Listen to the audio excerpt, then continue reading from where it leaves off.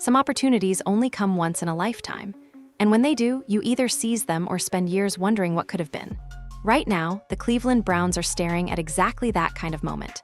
John Harbaugh, one of the most successful coaches in NFL history, is suddenly available.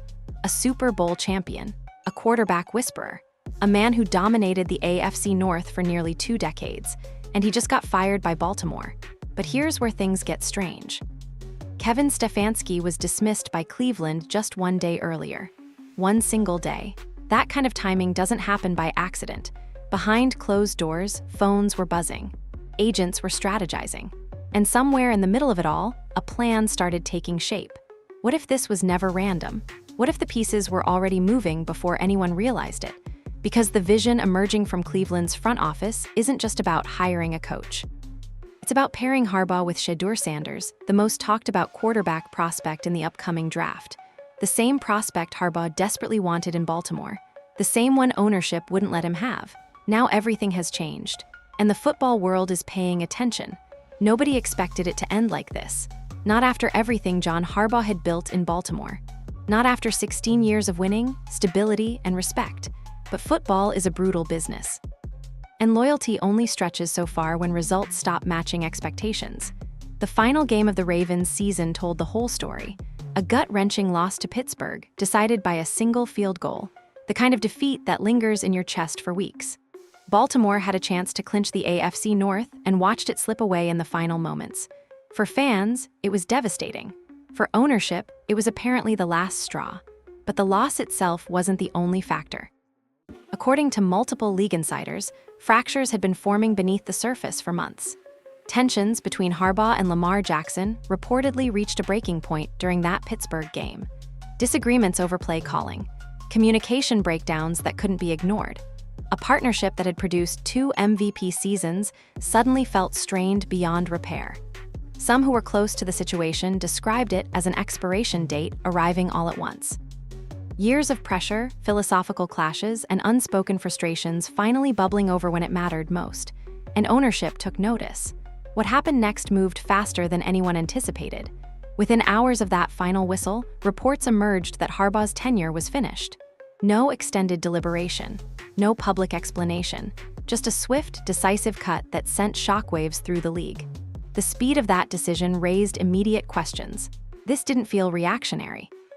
It felt premeditated, as if ownership had been reading the writing on the wall for some time and simply needed a convenient exit point. Maybe they sensed Harbaugh was already mentally drifting elsewhere. Maybe they knew the relationship with Lamar had deteriorated beyond salvageable. Whatever the reasoning, the result was the same. John Harbaugh was out. And suddenly, one of the most coveted coaching minds in professional football was available for the first time in nearly 2 decades. His post-game comments now carry a different weight when you revisit them. Standing at the podium after that Pittsburgh loss, Harbaugh kept things measured, professional, but there was disappointment beneath the surface that you couldn't miss. "Our guys fought," he said. "We were right there. We had a chance to win the North and didn't get it done." At the time, those words sounded like typical post-game frustration. Now they feel like a farewell. The last public statement of a coach who already knew his time was running out. A man processing the end of an era while the cameras rolled. And then there's the timing. The detail that makes everything feel connected. Kevin Stefanski was fired by Cleveland on a Monday. John Harbaugh was dismissed by Baltimore on a Tuesday, 1 day apart. 2 franchises making seismic coaching changes within 24 hours of each other. Coincidence? Possibly. But veteran NFL observers aren't buying it. You don't need to be an insider to understand how this league operates. Agents talk. Owners communicate through back channels. Scenarios get mapped out weeks before they ever become public. The idea that these 2 firings happened independently, without any coordination or awareness, strains credibility. Consider the chain of events. Cleveland removes Stefanski, immediately signaling they're entering the coaching market. The very next day, Baltimore parts ways with one of the most accomplished coaches available. And within hours, reports confirm that Jimmy Haslam's front office has already contacted Harbaugh's representation. That's not a team reacting to breaking news. That's a team executing a plan they'd been preparing for. Whether formal conversations happened beforehand or not, the alignment is impossible to ignore. Cleveland was ready. They knew exactly who they wanted. And they moved the moment the opportunity presented itself. Now the question shifts from what happened to why it happened. What pushed Baltimore's ownership to this point? What convinced them that moving on from Harbaugh was worth the risk? After all, this is a coach who delivered a Super Bowl title, developed a 2-time MVP, and kept the franchise competitive year after year. The answer might lie in something that occurred months earlier, something that created a rift Harbaugh couldn't repair, a disagreement over personnel that exposed a fundamental divide between coach and front office. Because before the season even started, Harbaugh had his eyes on a quarterback prospect, a player he believed could become the next franchise cornerstone, and ownership refused to let him pursue it. That prospect was Shedeur Sanders, and what happened behind closed doors would set everything else in motion.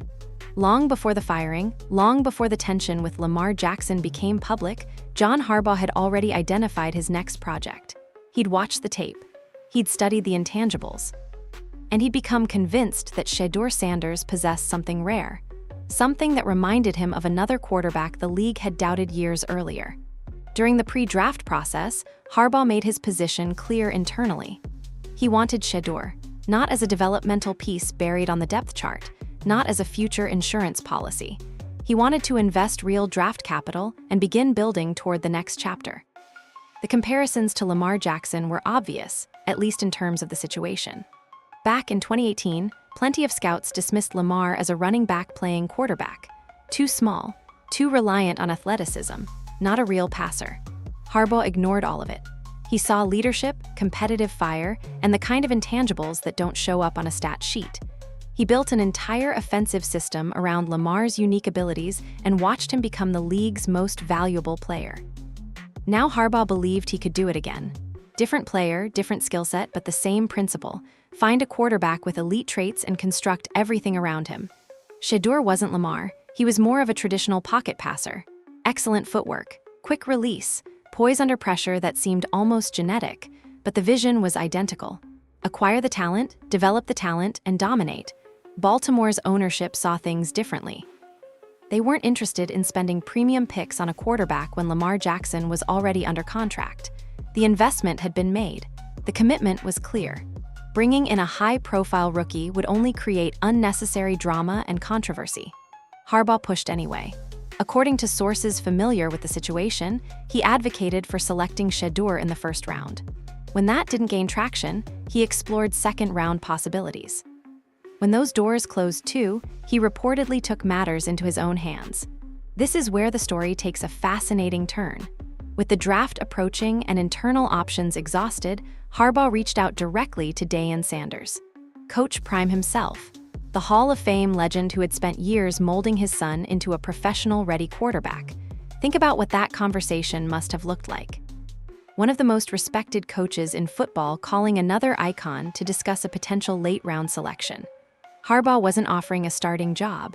He was essentially pitching a developmental role, asking whether Shedeur would consider coming to Baltimore as a backup with long-term upside. The answer was no. And honestly, how could it have been anything else? Shedeur Sanders wasn't raised to wait his turn. He grew up in the shadow of greatness, trained by a father who understood elite competition better than almost anyone alive. Divisional didn't teach his son to accept secondary roles. He taught him to demand the spotlight and earn it. From Shedeur's perspective, the math was simple. Why spend years holding a clipboard behind Lamar Jackson? Why waste his rookie contract learning from the sideline when other franchises were ready to hand him the keys immediately? The opportunity in Baltimore wasn't an opportunity at all. It was a consolation prize. So the Sanders camp declined, politely, professionally, but firmly, and that rejection lingered. Harbaugh's frustration became visible in the weeks that followed. During a press conference after the draft concluded, a reporter pressed him about the situation. His response was telling. He made it pointedly clear that decisions about specific players and signings were not his call. Player acquisition, he explained, ultimately rested with management, not the coaching staff. Anyone paying attention could hear what he wasn't saying. This was a coach who had identified his target, laid out a developmental vision, and been overruled by executives who believed they knew better. The words were diplomatic. The subtext was anything but. From that moment forward, something shifted. The energy around Harbaugh felt different. Ravens fans who had watched him patrol the sideline for 16 years noticed the change. The fire wasn't quite as visible. The passion seemed muted. There was a distance in his demeanor that hadn't existed before. Some attributed it to the grind of a long career. Others wondered if he was simply exhausted from years of battling within his own organization.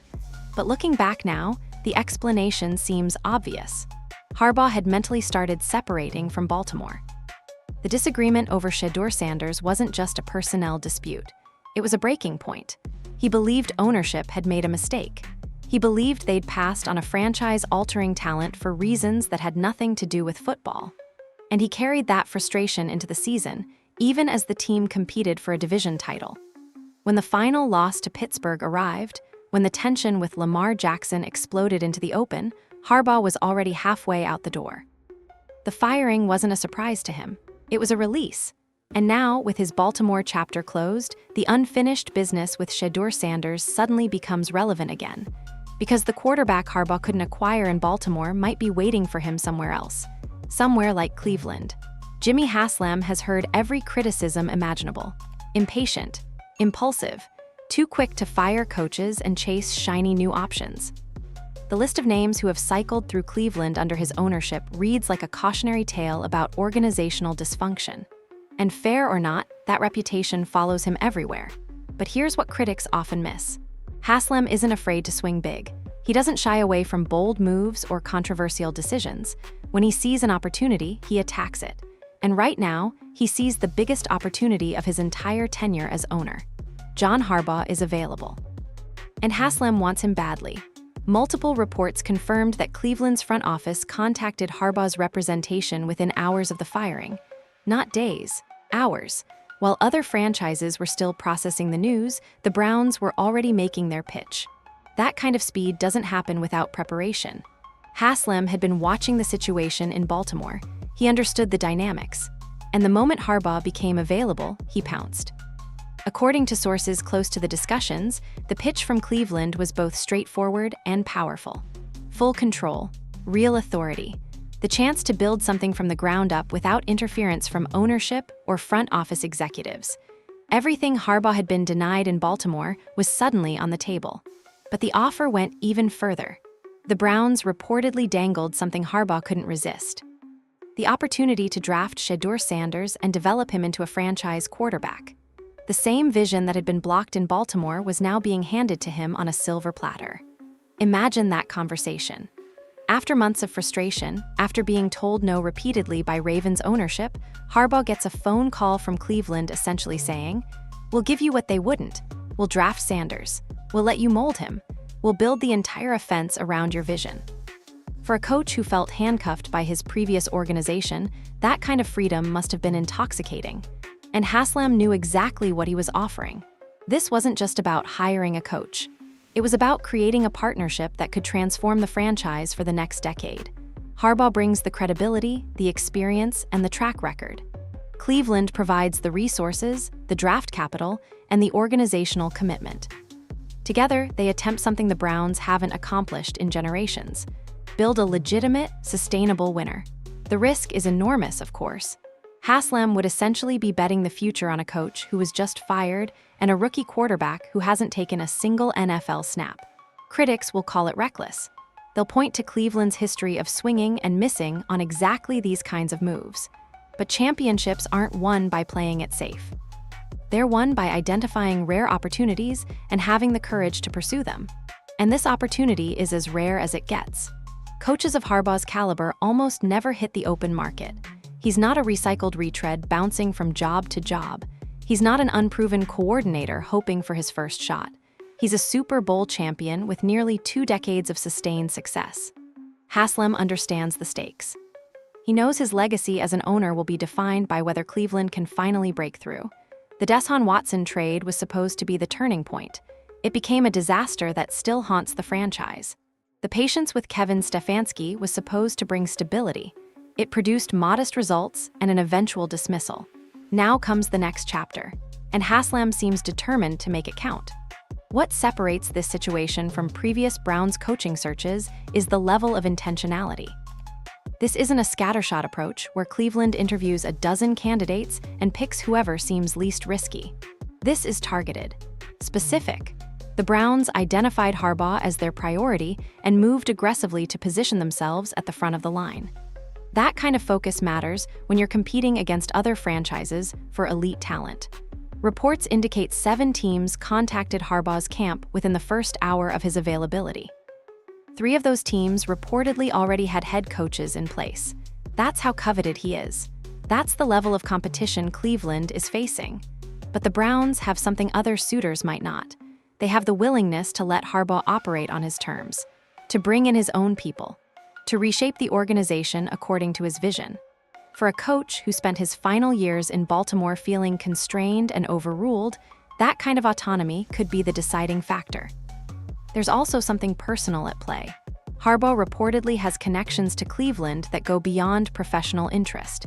He understands the history, the passion, and the desperation of a fan base that has waited decades for genuine success. This wouldn't just be another job. It could be a chance to write a legacy that means something beyond wins and losses. Haslam seems willing to give him that chance. The question now is whether Harbaugh will accept it. Because as appealing as the opportunity sounds, there are complications. Messy realities that could derail everything before it even begins. And the biggest complication might be sitting in Cleveland's front office right now, wondering whether his own job is about to disappear. Some partnerships just make sense. You look at the pieces, consider the context, and realize the combination could produce something special. John Harbaugh and Shedeur Sanders might be exactly that kind of pairing. Start with what Harbaugh accomplished in Baltimore. When the Ravens drafted Lamar Jackson in 2018, half the league thought they were making a mistake. Scouts questioned whether Lamar could throw accurately at the NFL level. Analysts wondered if his running style would translate against professional defenses. Some flat out called him a gimmick who would flame out within a few seasons. Harbaugh ignored all of it. He saw something in Lamar that transcended traditional quarterback evaluation. The competitiveness, the fearlessness, the ability to command a huddle and make teammates believe in him, those traits couldn't be taught. Everything else could be developed. So Harbaugh built an entirely new offensive system. He constructed a scheme that maximized Lamar's unique abilities while minimizing his weaknesses. He protected him with creative play calling and surrounded him with talent that complemented his skill set. The result was historic. Lamar became the youngest unanimous MVP in league history. The Ravens became one of the most dynamic offenses football had ever seen. Now imagine that same developmental approach applied to Shedeur Sanders. The difference is that Shedeur doesn't need his game reinvented. He's already a polished pocket passer with elite fundamentals. His footwork is clean. His release is quick. His decision-making under pressure shows remarkable maturity for someone his age. Where Lamar required a completely tailored system, Shedeur could thrive in a variety of offensive structures. But that doesn't mean Harbaugh's influence would be any less impactful. Great coaching isn't just about scheme. It's about development, confidence, and preparation. It's about teaching a young quarterback how to handle the mental demands of professional football. The media scrutiny, the locker room dynamics, the pressure of being the face of a franchise. Those challenges can overwhelm even the most talented prospects. Harbaugh has navigated those waters before. He watched Lamar grow from a raw rookie into a composed superstar. He shielded him from unnecessary criticism while demanding accountability behind closed doors. He created an environment where mistakes were learning opportunities rather than career-defining failures. Shedeur would benefit from that same structure, and he'd bring something Lamar didn't have at the same state. A lifetime of preparation. Growing up as Deion Sanders' son meant constant exposure to elite competition. Shedeur watched his father prepare for games at the highest level. He absorbed lessons about professionalism, work ethic, and mental toughness that most prospects never receive. By the time he arrived at Colorado, he was already operating with a maturity far beyond his years. That foundation would accelerate his NFL transition. Where some rookies struggle to adjust, Shedeur has the tools to contribute immediately. And with Harbaugh guiding him, the learning curve could be even shorter. There's also the matter of fit with Cleveland's existing roster. The Browns aren't a barren wasteland of talent. They have legitimate pieces to build around. Nick Chubb, when healthy, remains one of the premier running backs in football. Amari Cooper provides a reliable target in the passing game. The offensive line, while neglected recently, has foundational elements that could be reinforced through free agency or the draft. What Cleveland has lacked, year after year, is the right combination of quarterback and coach. The franchise has cycled through countless signal callers hoping to find the answer. It's tried veteran stopgaps and developmental projects. It's made massive financial investments that produced minimal returns. Nothing has worked because the foundational partnership was never right. Harbaugh and Shedeur could change that equation. A coach who knows how to develop quarterbacks paired with a prospect who arrives with elite readiness. A system built around the player rather than forcing the player to adapt. A long-term vision rather than a desperate short-term fix. The potential is genuinely exciting. Imagine Shedeur's accuracy combined with Cleveland's running game. Imagine his poise in critical moments complementing a defense that can create pressure. Imagine Harbaugh scheming up mismatches that exploit Shedeur's quick release and pocket awareness. This wouldn't be an overnight transformation. Rookie quarterbacks, no matter how talented, experience growing pains. There would be mistakes. There would be frustrating performances. There would be moments when fans wonder if the investment was worth it. But with Harbaugh on the sideline, those setbacks would be managed. He'd protect Shedeur from situations designed to fail. He'd call games that play to his strengths while gradually expanding his responsibilities. He'd build confidence through small victories until the bigger ones started arriving. And for Harbaugh, the stakes would be personal. His Baltimore legacy is secure. The Super Bowl trophy, the MVP quarterback, the sustained excellence. But proving he can do it again, with a different franchise and a different quarterback, would elevate his status even further. This wouldn't just be about another job. It would be about validation. The coach who couldn't get Shedeur in Baltimore would finally have his chance in Cleveland. And the quarterback who refused to be a backup would finally have the perfect mentor. The fit makes too much sense to ignore. Every dream scenario has a complication. And for Cleveland's pursuit of John Harbaugh, that complication has a name. Andrew Berry. Berry has served as the Browns' general manager since 2020. His tenure has produced mixed results that divide opinion sharply among fans and analysts. There have been intelligent moves, shrewd trades that added value without sacrificing long-term flexibility, draft picks who contributed immediately and showed genuine upside. But there have also been significant misses, and those misses tend to cluster around positions that matter most. The offensive line became a glaring weakness heading into recent seasons. Berry knew the situation. Everyone in the building knew. Multiple starters were approaching free agency. Depth was thin. The unit that had once been Cleveland's greatest strength was eroding. And yet, meaningful reinforcement never arrived. The draft came and went without substantial investment. Free agency passed without splash signings. And when the season began, the consequences were predictable. Then there's the wide receiver room. Berry has spent draft capital on pass catchers. The problem is that none of them developed into reliable contributors. Names that generated excitement on draft night became afterthoughts by midseason. Game day inactives, practice squad designations, outright releases. For a position as crucial as wide receiver, the hit rate has been unacceptably low. And hovering over everything is the Deshaun Watson situation. Berry was instrumental in orchestrating the trade that brought Watson to Cleveland. The massive guaranteed contract. The draft capital surrendered. The belief that Watson would transform the franchise into a Super Bowl contender. It hasn't worked, not even close. Watson has struggled with injuries, suspensions, and on-field performance that never matched the investment. The trade that was supposed to launch Cleveland into elite status has become an albatross, dragging the franchise backward. Now factor in John Harbaugh's potential demands.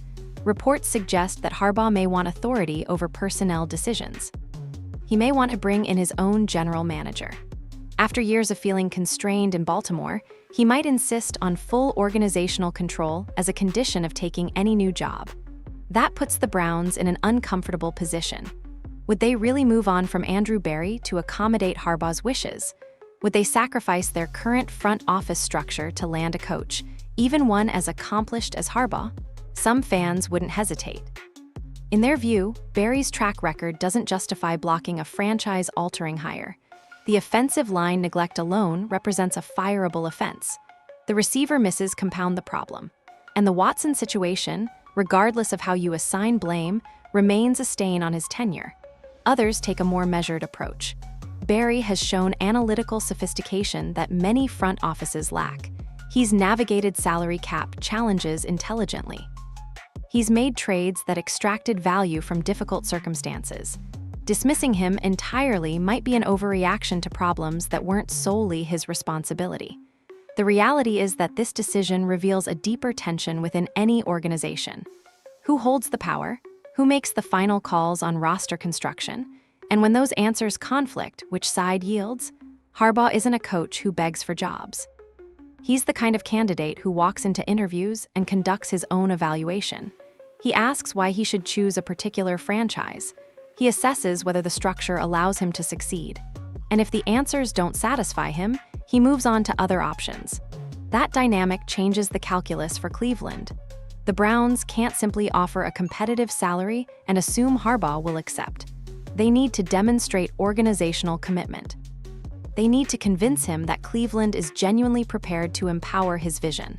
If that means parting ways with Andrew Berry, the decision becomes a question of priorities.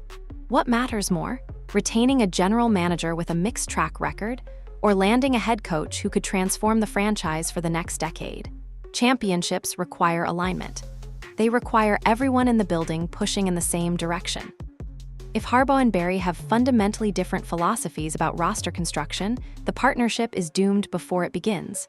Tension would emerge, disagreements would multiply, and Cleveland would find itself back in the same dysfunction that has plagued the franchise for years. The safer path might actually be granting Harbaugh what he wants. Give him control.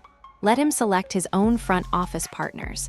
Allow him to build the organization according to his standards. Yes, it's risky. Coaches with total authority don't always succeed. Sometimes the power becomes overwhelming. Sometimes the lack of checks and balances leads to poor decisions that compound over time.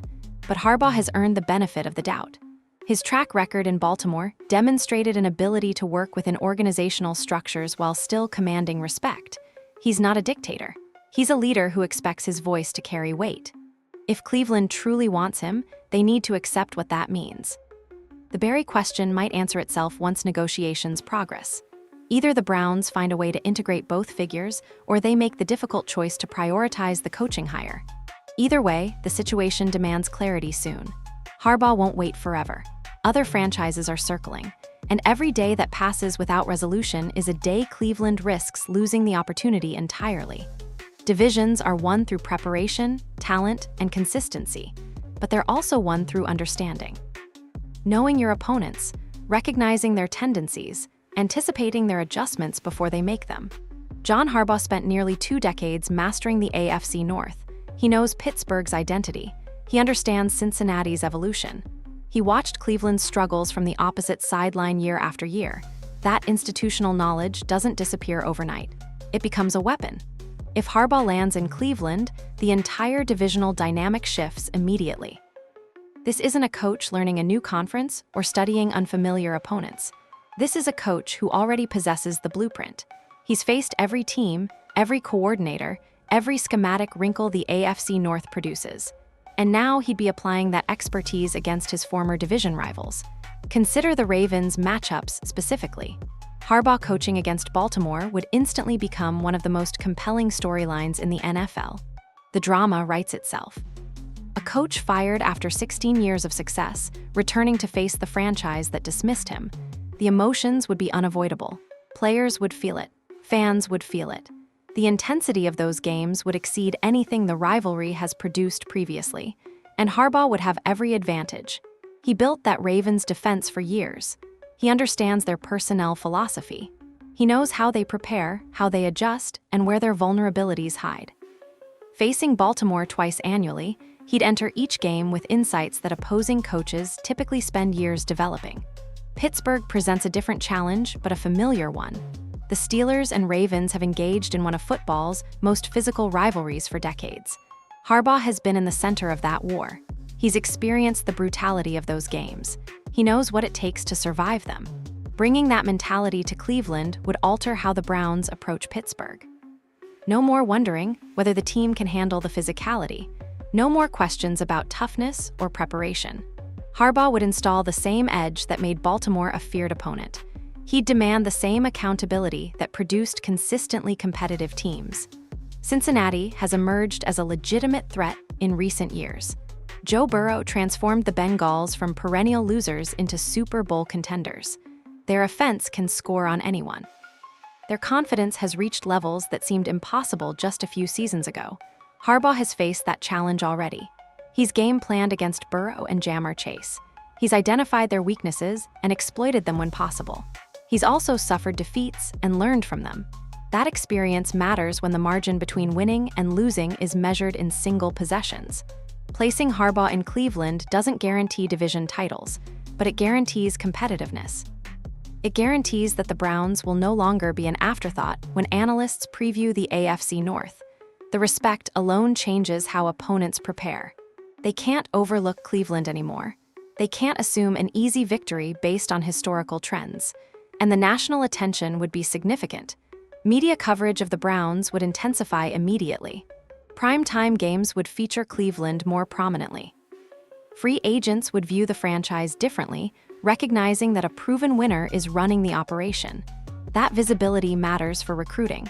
Players want to compete for championships. They want to play for coaches who have demonstrated success.